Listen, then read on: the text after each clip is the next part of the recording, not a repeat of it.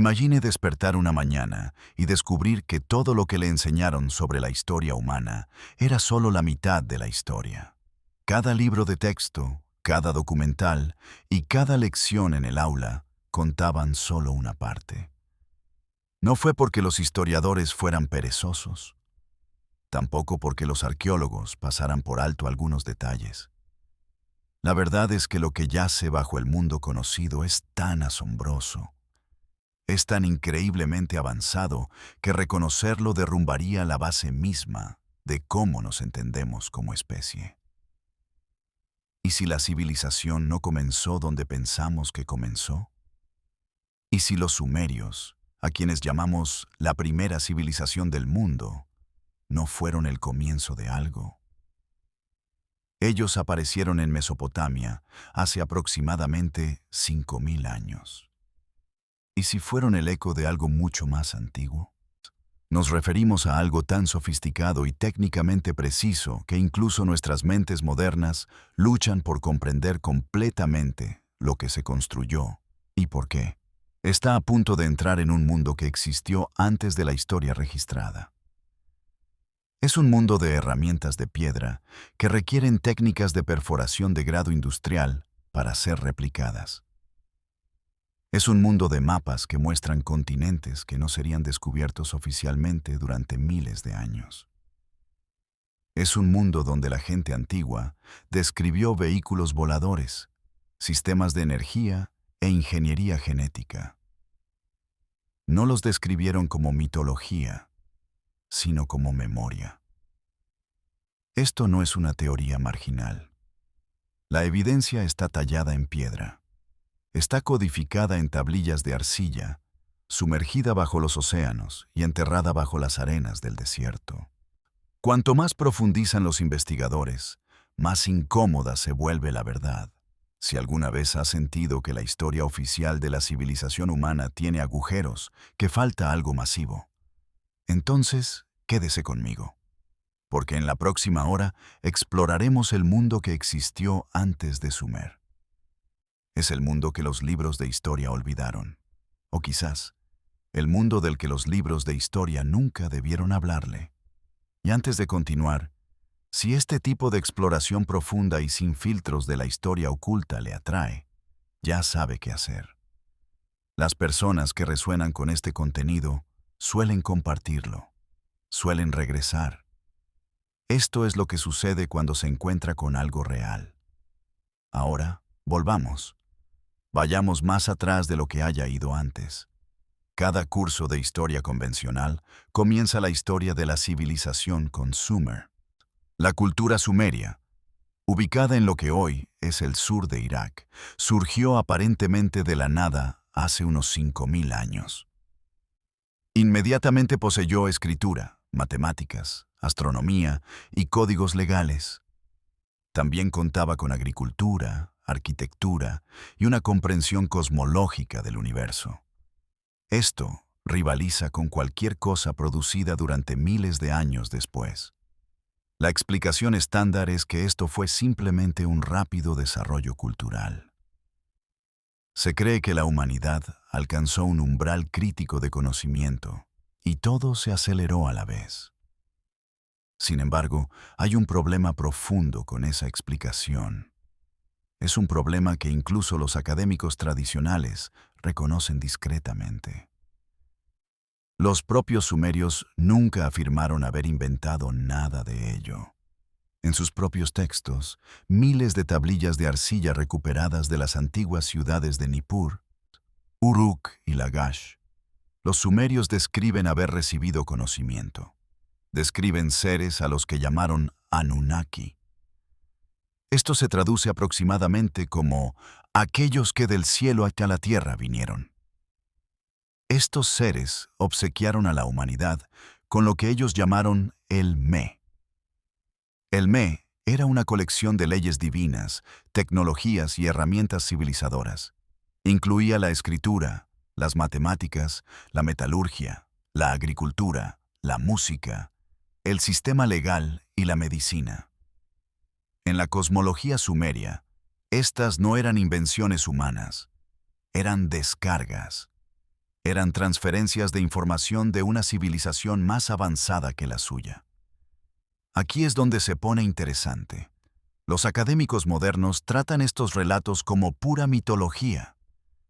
Consideran que los dioses y héroes fueron inventados para explicar fenómenos naturales.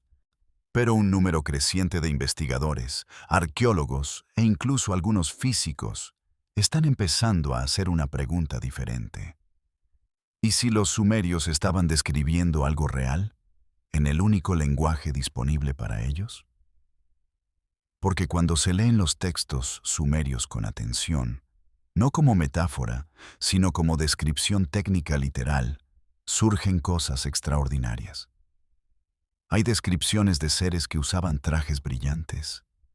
Hablan de seres que viajaban en vehículos que rugían como truenos y brillaban como el sol. Describen seres que realizaban procedimientos en el cuerpo humano que suenan notablemente como modificación genética. También se refieren a seres que construyeron estructuras de enorme precisión en piedra y metal. Y aquí está la parte que debería detenerle en seco. Muchas de las tecnologías que los sumerios describieron, tecnologías que afirmaron haber recibido de una civilización más antigua y superior, solo ahora estamos empezando a comprender. En algunos casos, incluso las estamos redescubriendo.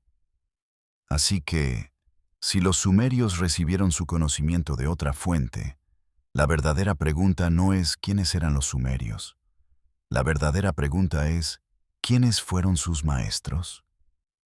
Comencemos con la evidencia física. Antes de entrar en el reino de los textos antiguos y las tablillas decodificadas, necesitamos hablar sobre la piedra.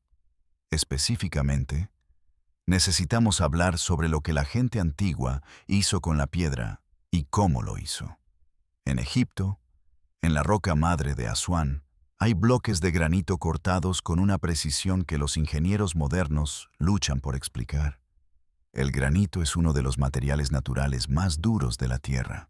Baruy tiene una clasificación de dureza Mohs de alrededor de 6 a 7. Cortarlo limpiamente requiere herramientas con una clasificación de dureza superior al propio granito. Hoy, utilizamos brocas industriales con punta de diamante, cortadores láser y tecnología de chorro de agua. Con esto, trabajamos el granito al nivel de precisión que vemos en el mundo antiguo.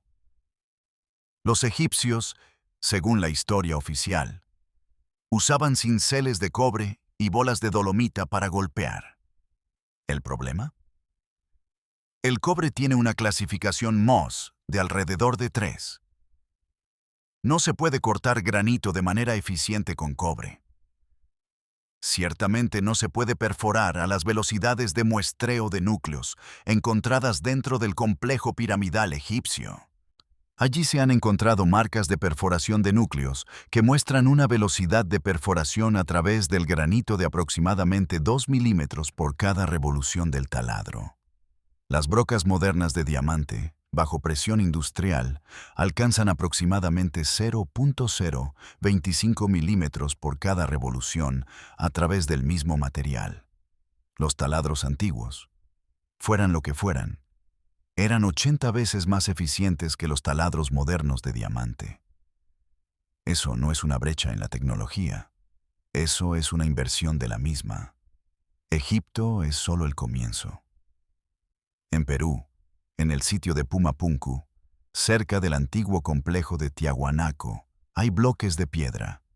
Estos están hechos de diorita y granito. Están cortados con juntas entrelazadas en forma de H, tan geométricamente perfectas que una hoja de papel no puede insertarse entre ellas. Los ángulos son precisos hasta fracciones de un grado. Las superficies están pulidas a un acabado de espejo. Los canales internos perforados a través de los bloques siguen curvas y ángulos que hoy requerirían software de diseño asistido por computadora para replicar. La datación oficial de Pumapunku sitúa su construcción hace aproximadamente 1700 años. Pero el sitio se encuentra a una altitud de casi 4.000 metros sobre el nivel del mar, en un antiguo lecho del lago. La piedra utilizada, andesita y arenisca roja, fue transportada desde canteras. Estas canteras estaban entre 10 y 90 kilómetros de distancia, a través de un terreno que incluye las montañas de los Andes. No hay cuerda, no hay rueda, no hay registro escrito de cómo se hizo. Solo el producto terminado, ubicado en las tierras altas bolivianas, desafía toda explicación lógica. Esto se basa en las herramientas oficialmente asignadas a la cultura que lo construyó. Ahora pregúntese esto. Si una civilización de hace 4.000 años, o de hace 10.000 años, o incluso anterior, poseía tecnología capaz de cortar piedra con este nivel de precisión, ¿de qué más eran capaces? ¿Qué pasó con esa tecnología? Y lo que es más importante, ¿de dónde vino? En el año 1413, un almirante y cartógrafo turco llamado Piri Reis creó un mapa. Era una carta de navegación dibujada en piel de gacela que combinaba información de 20 mapas fuente más antiguos. Algunos de estos, según Piri Reis, provenían de la época de Alejandro Magno. El mapa fue en gran parte olvidado hasta 1929. Fue redescubierto en el Palacio Imperial de Estambul durante una renovación de la biblioteca. Lo que mostró el mapa causó una crisis silenciosa pero significativa en el mundo académico. El mapa de Piri Reis representa con precisión la costa de la Antártida. Esto incluye la masa de tierra debajo de la plataforma de hielo, que es la costa geológica real del continente, no la superficie del casquete de hielo moderno. La Antártida no fue descubierta oficialmente hasta 1818. La capa de hielo que cubre la costa de la Antártida ha estado en su lugar durante aproximadamente 6.000 años. La costa subglacial no había sido cartografiada por ninguna civilización conocida. Pero ahí estaba, en un mapa de 1413. Fue compilado a partir de documentos fuente que ya eran antiguos cuando Piri Reis los utilizó. Cuando el Comando Aéreo Estratégico de la Fuerza Aérea de los Estados Unidos examinó el mapa en la década de 1960, el cartógrafo Charles Hapgood lo puso en conocimiento del teniente coronel Harold Ohlmeyer.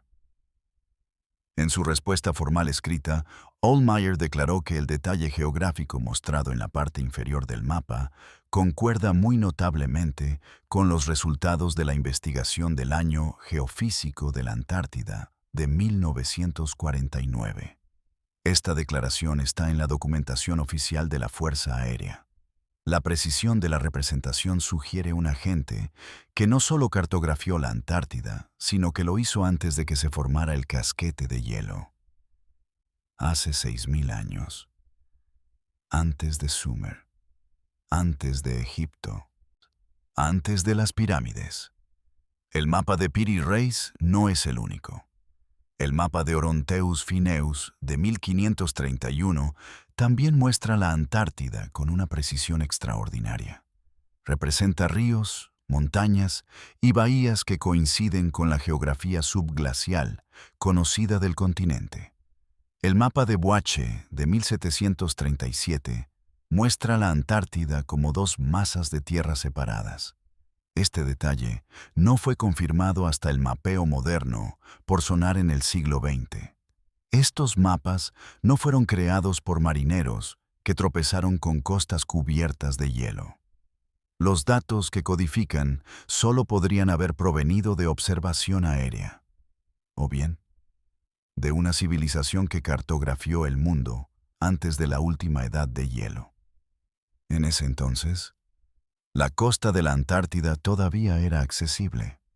Alguien cartografió este planeta con un detalle extraordinario antes de que existiera cualquier civilización conocida.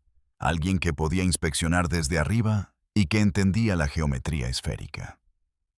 Poseían las herramientas matemáticas para un cálculo longitudinal preciso. Este fue un problema que los navegantes europeos no pudieron resolver hasta la invención del cronómetro marino en el siglo XVIII. Ese alguien dejó sus mapas. Y finalmente, esos mapas cayeron en manos de historiadores que no sabían lo que estaban viendo. En el sureste de Turquía, en una colina de las montañas Tauro, hay un sitio que reescribió permanentemente la línea de tiempo de la civilización humana. La mayoría de la gente aún no ha oído hablar de él. Göbekli Tepe. Descubierto en 1994 por el arqueólogo alemán Klaus Schmidt. Göbekli Tepe es un complejo de enormes círculos de piedra.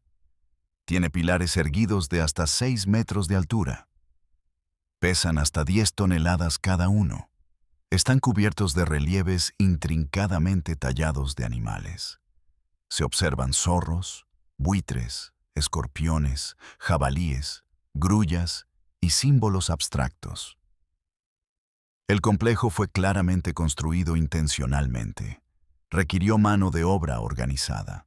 Además, involucró un nivel de sofisticación simbólica y artística que indica una sociedad estructurada e inteligente. ¿Su datación oficial? Hace aproximadamente 11.600 años. Eso no es un error tipográfico. Son 11.600 años. Esto es anterior a Stonehenge por 6.000 años. Es anterior a las pirámides egipcias por 8.000 años. También es anterior a la primera escritura conocida por 6.000 años. Según la teoría predominante del desarrollo humano en la época en que Schmidt comenzó a excavar, la civilización en esta fecha se suponía imposible. Se creía que los humanos eran cazadores, recolectores, sin asentamientos permanentes. Tampoco tenían religión organizada, ni arquitectura monumental. Göbekli Tepe demolió todo eso en una sola temporada de excavación.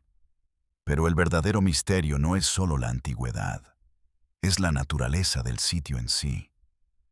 Göbekli Tepe fue deliberadamente enterrado, no por erosión, ni por conquista, ni por la acumulación gradual de escombros. Fue rellenado y cubierto intencionalmente por sus propios constructores. Esto ocurrió hace unos 10.000 años. Transportaron toneladas de material de relleno y sepultaron su propia construcción. ¿Por qué una civilización enterraría su mayor monumento? Algunos investigadores creen que el entierro fue un acto de preservación. Pensaron que los constructores sabían que algo catastrófico se avecinaba. Por ello, sellaron el sitio para protegerlo. Otros sugieren que el recinto fue una forma de culminación ritual. Sea cual sea la razón, el entierro intencional tuvo un efecto no deseado. Preservó perfectamente las tallas, las estructuras y las herramientas encontradas en su interior.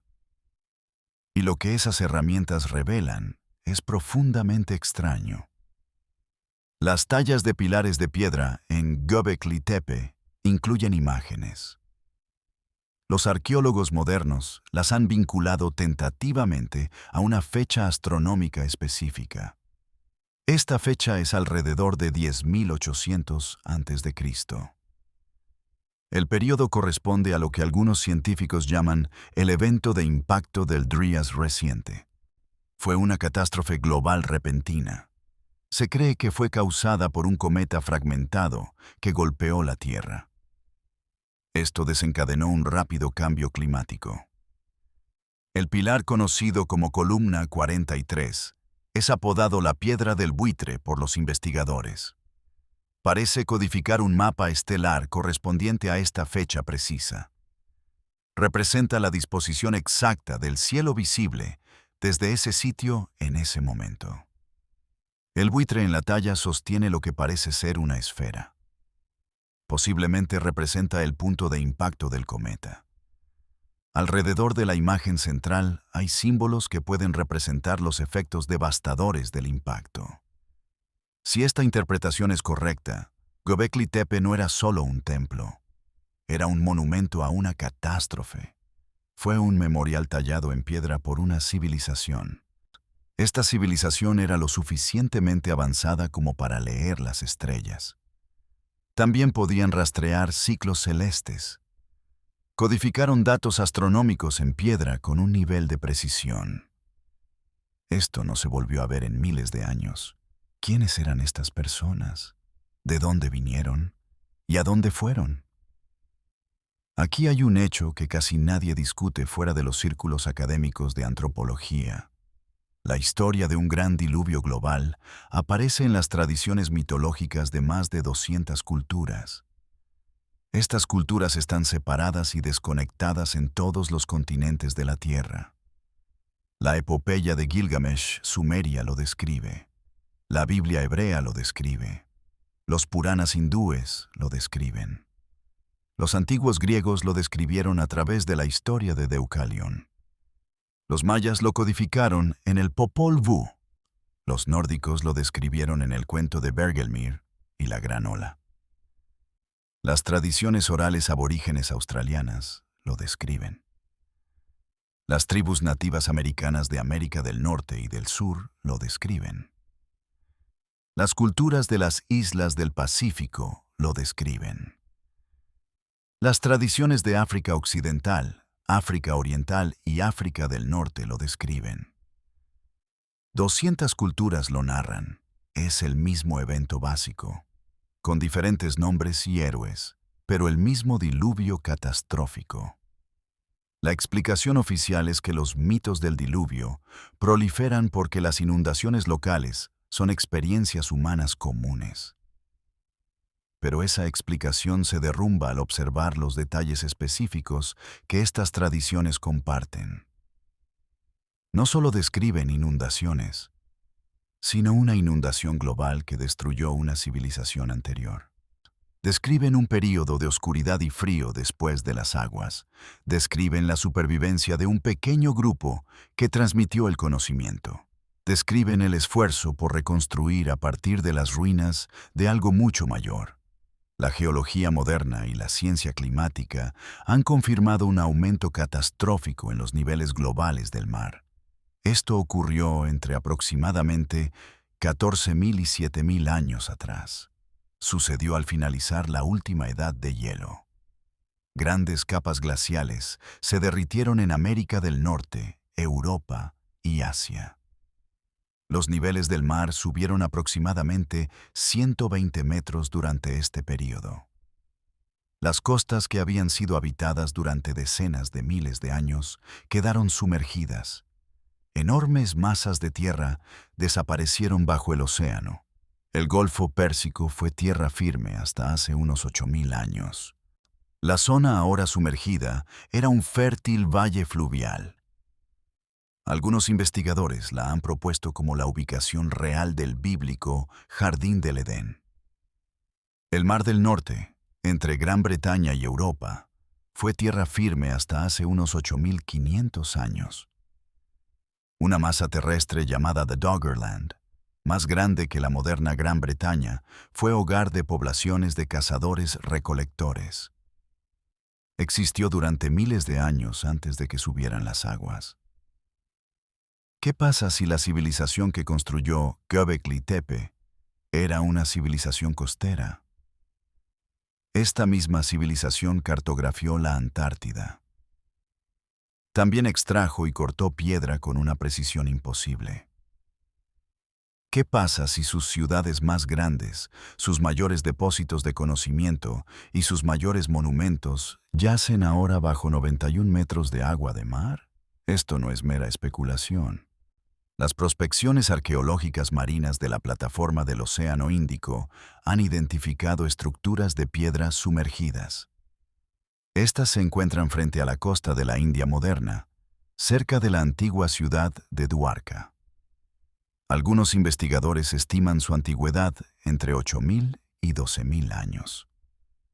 Las estructuras encontradas frente a la costa de la isla Yonaguni en Japón son conocidas como el Monumento Yonaguni. Parecen mostrar formaciones de piedra en terrazas con cortes en ángulo recto y superficies planas. Su precisión geométrica ha llevado a muchos investigadores a concluir que son hechas por el hombre. Datan de aproximadamente 8.000 años antes del presente. El mundo submarino es el territorio arqueológico inexplorado más grande de la Tierra. Y apenas hemos empezado a buscar. Ahora nos adentramos en un territorio al que incluso los investigadores de mente abierta a veces dudan en entrar.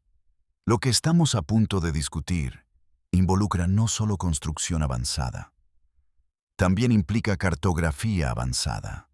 Además, parece haber evidencia de tecnología energética avanzada en el mundo antiguo. Comencemos en Bagdad.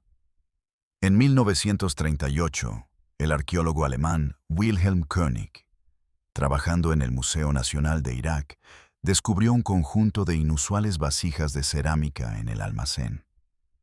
Habían sido excavadas de un sitio cerca del pueblo de Kuyut Rabu, justo a las afueras de la Bagdad moderna. Los frascos medían aproximadamente 14 centímetros de alto. Cada uno contenía un cilindro de cobre y una varilla de hierro. Estaban separados por un tapón de asfalto. Cuando König los examinó, reconoció la configuración inmediatamente. Era una celda galvánica, una batería eléctrica. Las baterías de Bagdad, como llegaron a ser conocidas, datan del período Parto. Esto es aproximadamente desde 250 a.C. hasta 224 después de Cristo, cuando se crearon réplicas y se llenaron con un líquido ácido. Estos líquidos incluían jugo de uva, de limón o vinagre.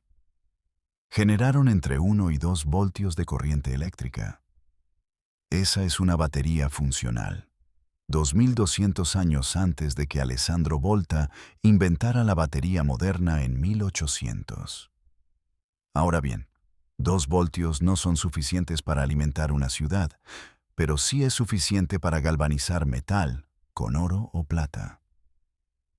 Este es un proceso que requiere una corriente eléctrica sostenida de bajo voltaje. Y aquí está la cuestión.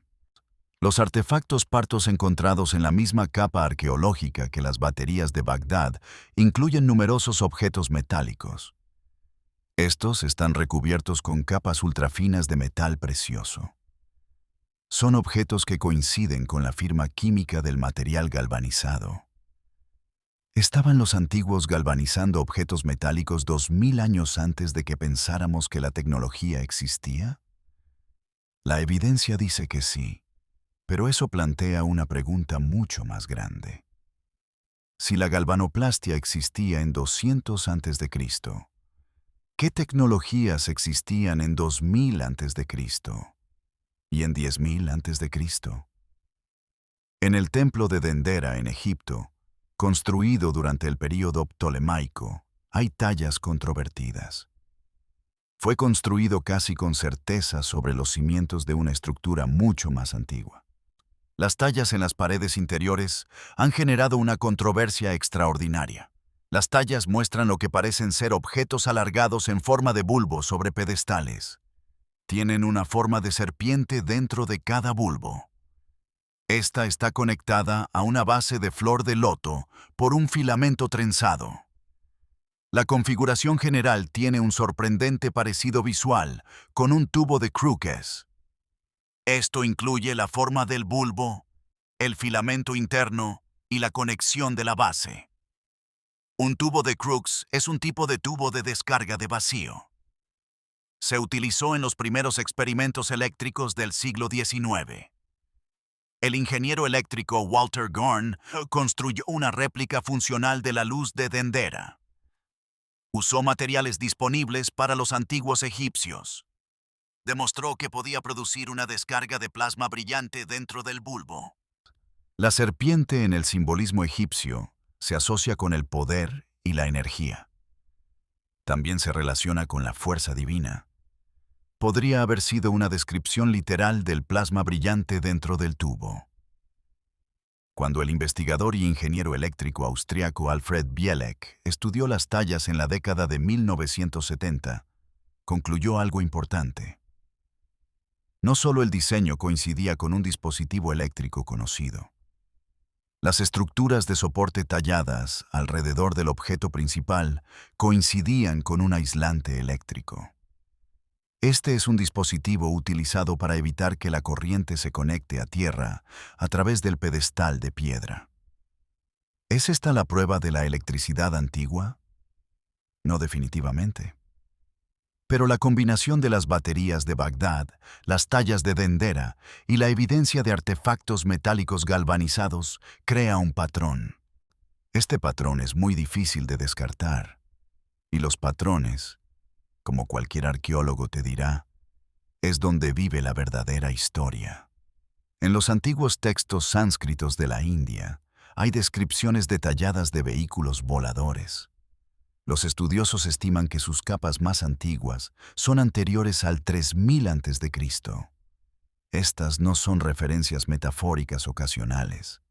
Son sistemáticas, técnicas, y se repiten en múltiples textos independientes. El Rigveda, considerado uno de los textos más antiguos de la literatura humana, describe vehículos llamados vimanas. Estas naves se mueven por el aire a gran velocidad. Llevan armas de terrible destrucción. Además, son pilotadas por seres divinos o semidivinos. El Mahabharata y el Ramayana son dos de los poemas épicos más largos jamás escritos. Contienen cientos de referencias directas a batallas aéreas y carros voladores. Describen armas que causan destrucción en una escala. Los lectores modernos no pueden evitar describirla en términos de guerra moderna.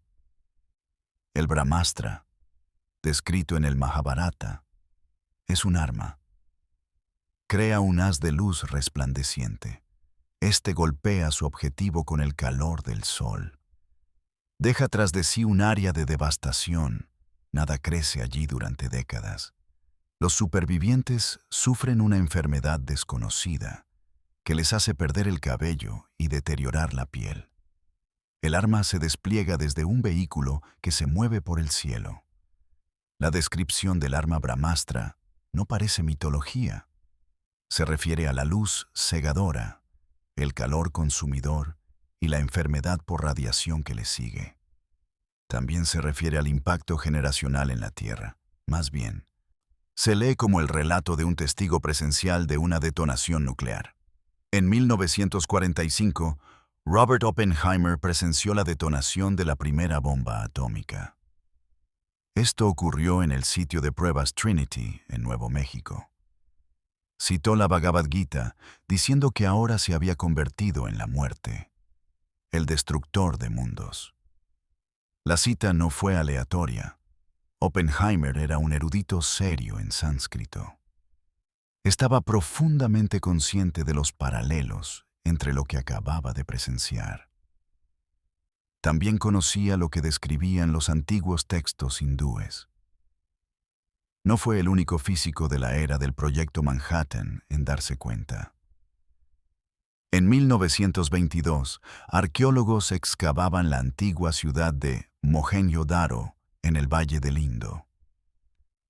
Esta ciudad data de aproximadamente 2600 años antes de Cristo. Allí descubrieron algo que nunca ha sido explicado satisfactoriamente.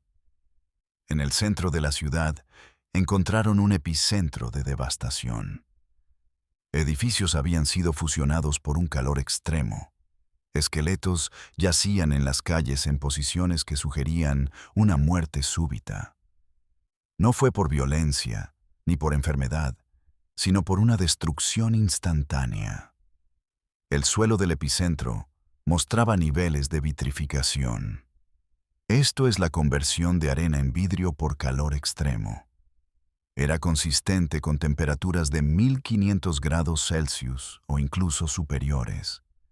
Ningún fuego ordinario produce vitrificación. Ningún evento volcánico encaja con el perfil arqueológico del lugar. Sin embargo, una detonación nuclear sí lo hace. El Vimana Shastra es un texto cuyos orígenes siguen siendo muy discutidos. Sin embargo, afirma ser un manual técnico para la construcción y operación de vehículos voladores.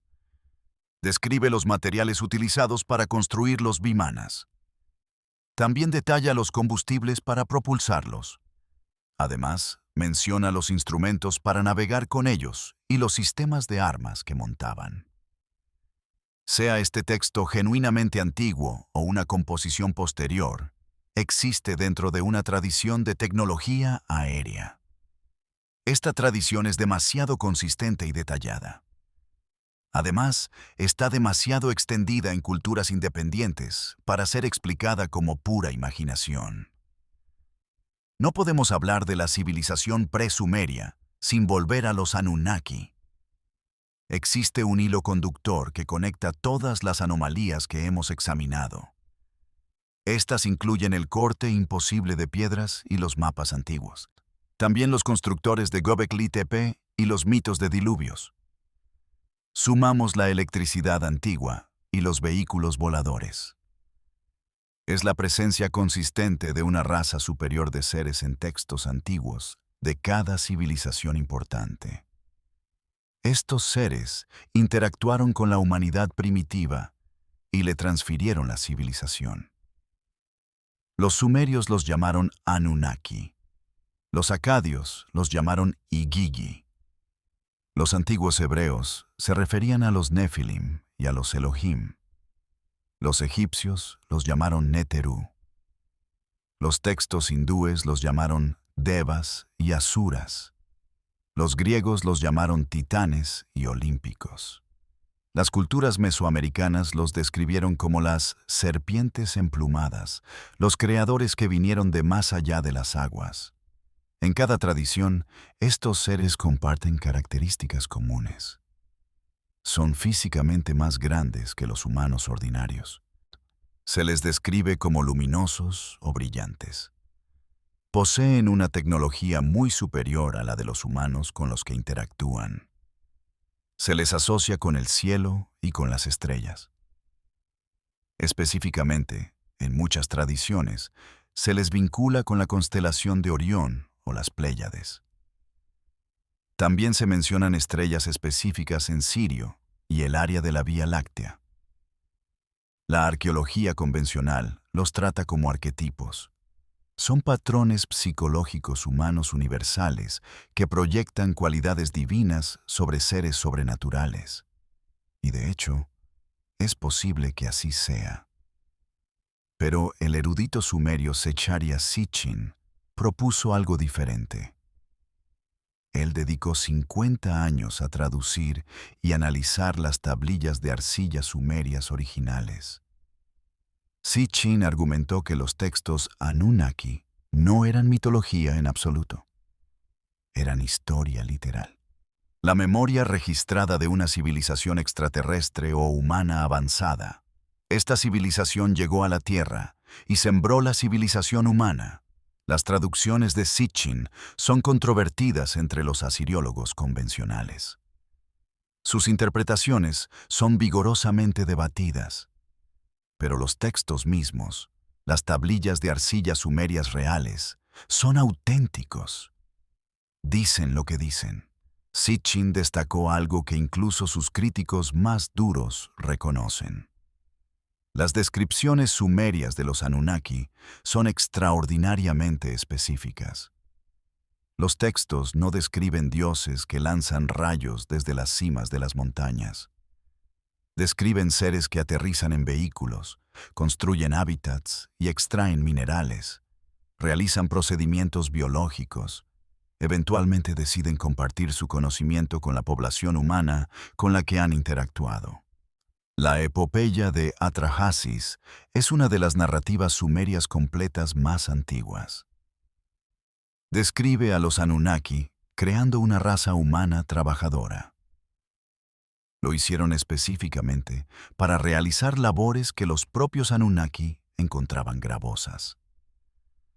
El texto utiliza términos que, traducidos literalmente, describen la manipulación genética de la biología de primates existente. La creación de seres humanos, según este relato, no es un acto divino de amor.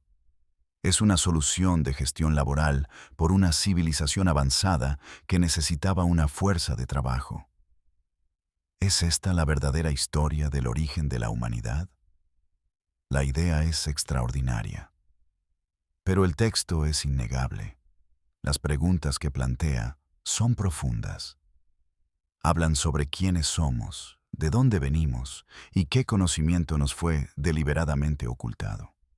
La evidencia presumeria hace imposible ignorar estas preguntas. Una de las áreas menos apreciadas de la investigación tecnológica presumeria implica el sonido. Específicamente, se refiere al papel que la ingeniería acústica desempeñó en la construcción de monumentos antiguos. También sugiere los principios físicos que los constructores antiguos comprendían y aplicaban. El complejo del templo megalítico de Hal Saflieni, en la isla de Malta, es una de las estructuras subterráneas más antiguas hechas por el hombre en la Tierra. Data de aproximadamente 3600 años antes de Cristo. Tallado completamente en piedra caliza sólida, el hipogeo es la parte subterránea del sitio. Es un complejo de 3 niveles de cámaras, corredores y salas. Se extiende hasta una profundidad de 10 metros bajo la superficie. En el nivel más profundo del complejo, hay una cámara conocida como la Sala del Oráculo. Cuando una voz humana habla en la Sala del Oráculo a una frecuencia específica, el sonido sufre una notable transformación. Esta frecuencia es de aproximadamente 110 hercios.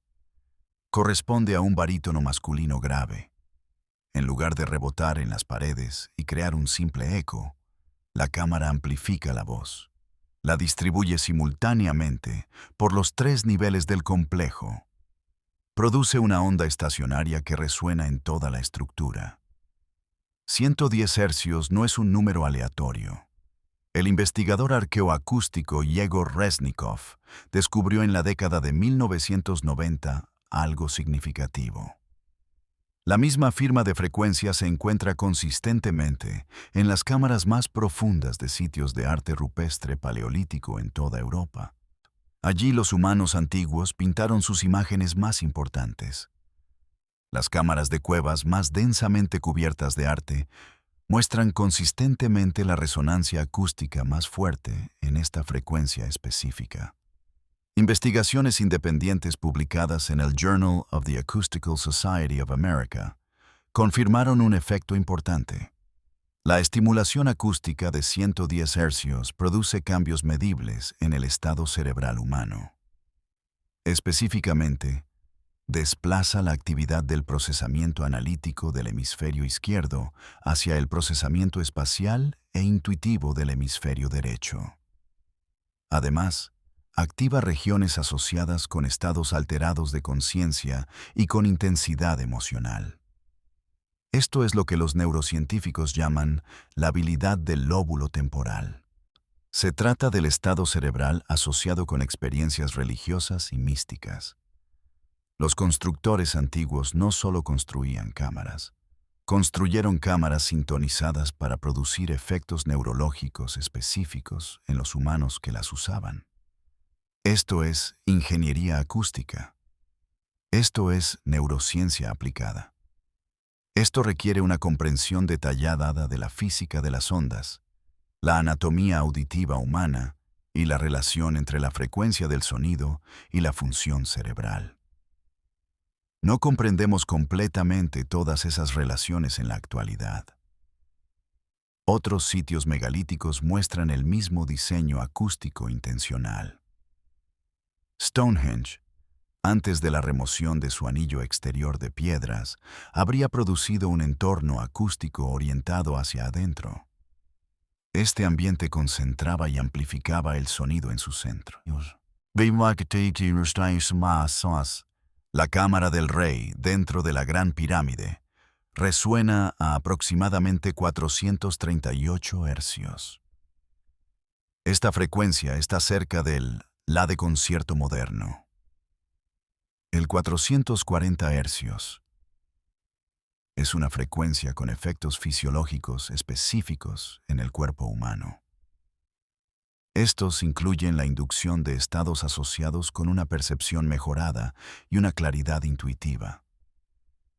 Los antiguos no solo construían templos, estaban construyendo máquinas, máquinas diseñadas para operar en el sistema nervioso humano, máquinas que requerían un nivel de comprensión de la física, la biología y la conciencia que solo estamos empezando a alcanzar. En el mundo antiguo, el mayor repositorio de conocimiento presumerio e histórico temprano fue la Biblioteca de Alejandría en Egipto. En su apogeo, se estima que la Biblioteca de Alejandría contenía entre 400.000 y 700.000 rollos individuales. Estos representaban la producción intelectual acumulada de cada civilización conocida en el mundo antiguo. No era solo una biblioteca en el sentido moderno. Era una universidad, un centro de investigación, una oficina de traducción y un repositorio de documentos originales. Estos documentos fueron recopilados de cada cultura con la que el mundo griego entró en contacto. La biblioteca estaba asociada con el Museo de Alejandría, el Mauseión.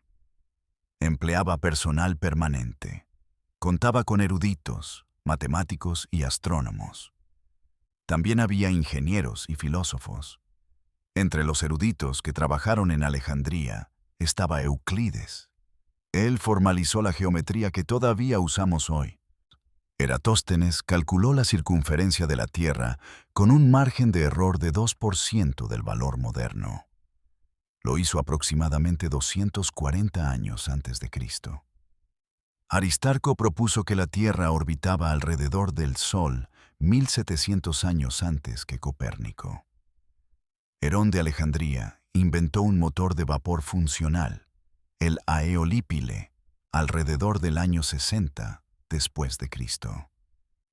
En su pneumática, describió docenas de dispositivos mecánicos automatizados que funcionaban con vapor y aire comprimido. ¿Qué le pasó al motor de vapor de Herón? ¿Qué le pasó al modelo heliocéntrico de Aristarco? ¿Qué pasó con las matemáticas y los principios de ingeniería? ¿Qué fue del conocimiento médico y los datos astronómicos? Todo esto estaba contenido en esos 400.000 rollos.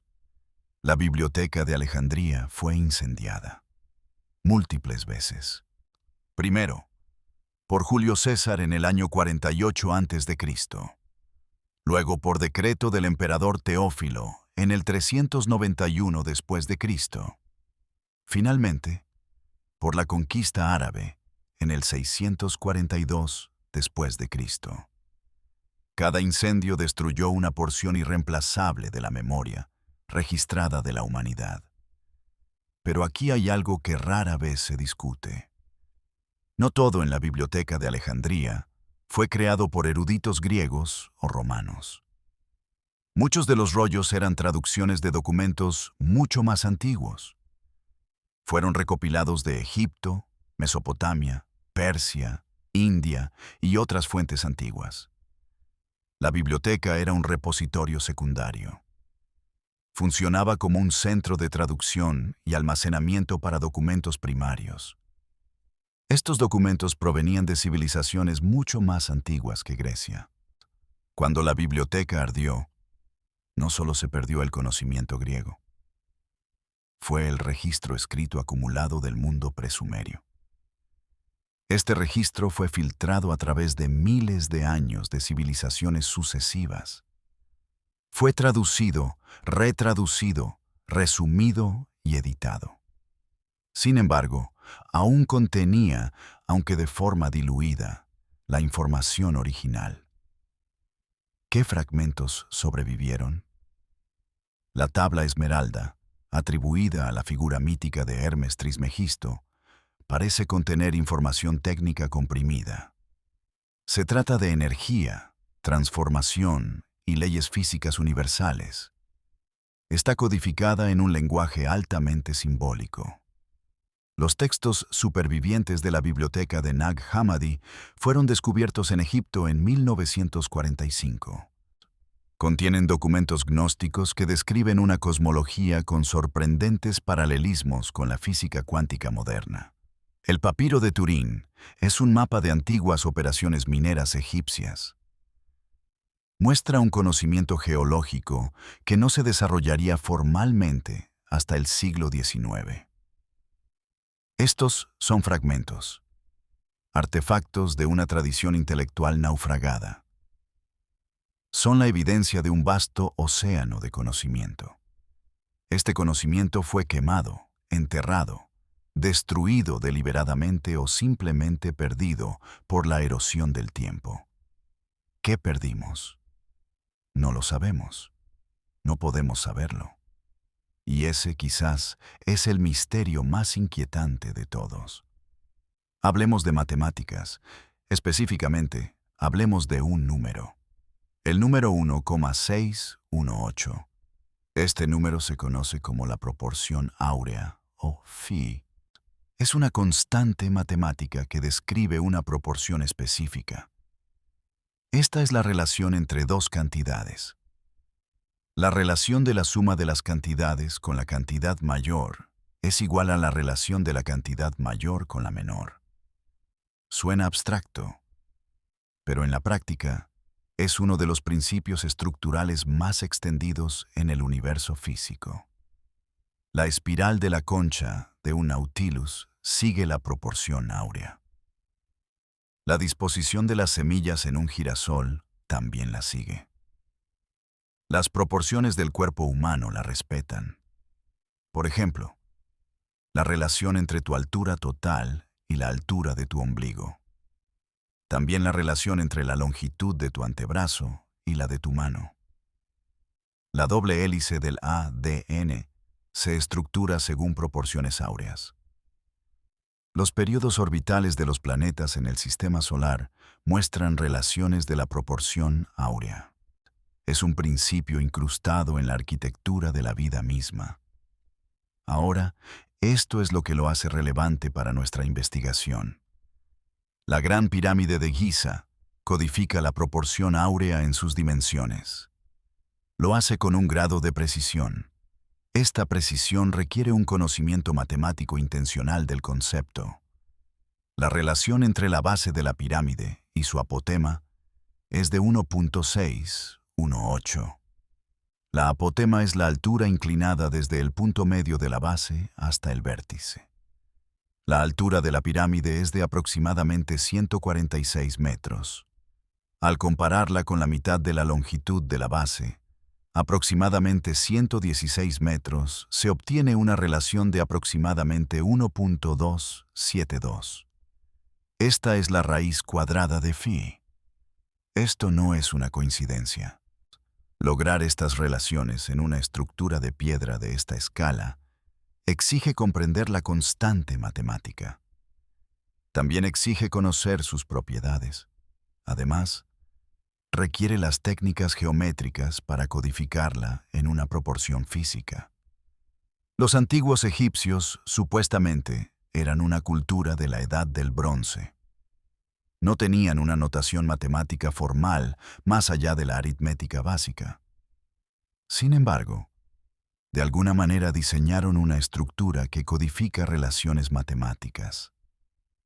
Estas relaciones no se describieron formalmente en las matemáticas occidentales hasta el Renacimiento. Pero Egipto no está solo. El Partenón de Atenas codifica la proporción áurea en las proporciones de su fachada. Los antiguos altares védicos hindúes siguen las pautas de construcción de la proporción áurea. Estas pautas se especifican en los Sulbasutras. Son textos que preceden a la tradición matemática griega por siglos. Las proporciones de los círculos de piedra en Avebury y Stonehenge muestran relaciones de la proporción áurea. La disposición espacial de las tres pirámides principales de Giza, una respecto a la otra, reproduce. Lo hace con una precisión extraordinaria. Refleja las tres estrellas del cinturón de la constelación de Orión, tal como aparecieron en el 10.500 a.C. Esta fecha es considerada imposible por la comunidad egiptológica dominante. Sin embargo, la evidencia astronómica nos obliga a considerarla. En todo el mundo antiguo, encontramos el mismo lenguaje matemático, los mismos principios geométricos, las mismas alineaciones astronómicas, el mismo conocimiento codificado, tallado en piedra. Fue construido en proporción y preservado en números. Esto no sugiere múltiples culturas independientes descubriendo las matemáticas en paralelo. Sugiere una única fuente global de conocimiento matemático y astronómico. Este conocimiento fue diseminado a las culturas que heredaron el mundo antiguo. Esto sucedió después de cualquier catástrofe que destruyó la civilización que lo poseyó originalmente. Terminamos donde quizás deberíamos haber empezado. En la Antártida. La Antártida es la masa terrestre menos explorada de la Tierra. 98% de su superficie está cubierta por una capa de hielo. En algunos lugares, esta capa supera los 4 kilómetros de espesor. Debajo de ese hielo yace un continente más grande que Europa. Posee montañas, valles, ríos y lagos. También tiene una geografía costera. Esta geografía fue accesible por última vez a la habitación humana hace aproximadamente 12.000 años. Esto es, según la evidencia geológica. En años recientes, la tecnología de imágenes satelitales ha revelado la topografía subglacial de la Antártida. Utiliza radar de penetración de hielo y ofrece detalles sin precedentes. Lo que esas imágenes muestran ha provocado un debate silencioso, pero intenso. Esto ocurre en ciertos círculos científicos y militares. En 2017, investigadores publicaron mapas. Estos mapas mostraban una cadena montañosa previamente desconocida. Se encontraba bajo la capa de hielo de la Antártida Oriental. Era comparable en escala a los Alpes. Los investigadores utilizaron datos de la operación Icebridge de la NASA. Este programa usa radar de penetración de hielo para mapear la topografía subglacial de ambas capas de hielo polares. Lagos subglaciales, ríos y sistemas de drenaje mapean una masa terrestre. Antes de la glaciación, habría sido un ambiente templado o subtemplado. Hubiera sido capaz de soportar ecosistemas complejos. También podría haber sostenido civilizaciones complejas. En el mismo año, imágenes satelitales mostraron lo que parecen ser formaciones geométricas bajo el hielo.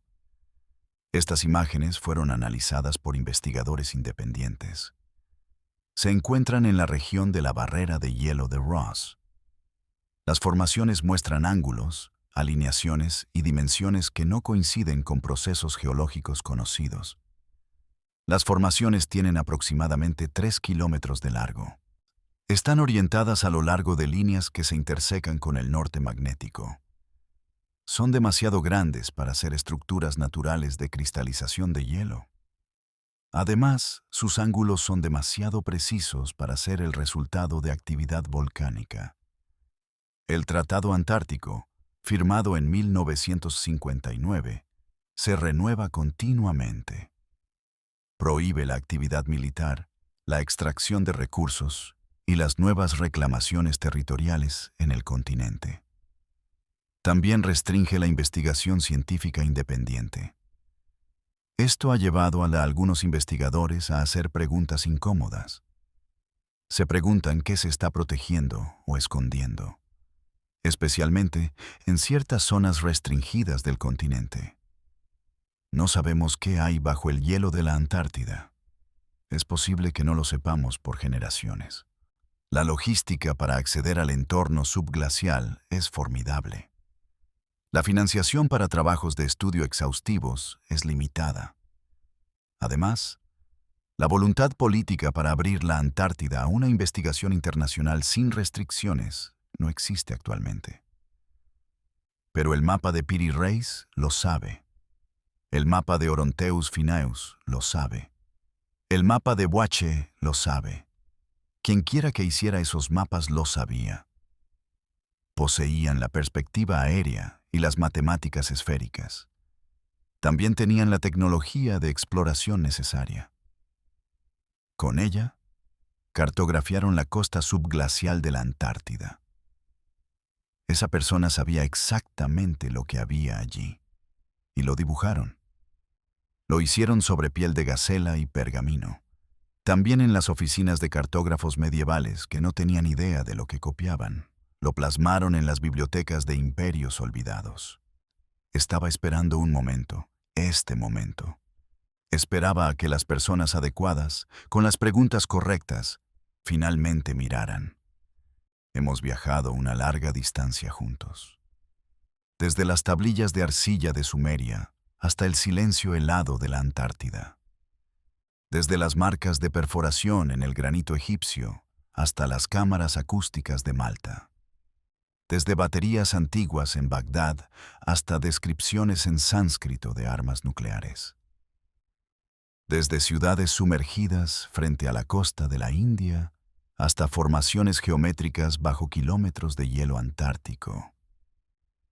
Ninguna de estas piezas está aislada. Todas son capítulos de la misma historia.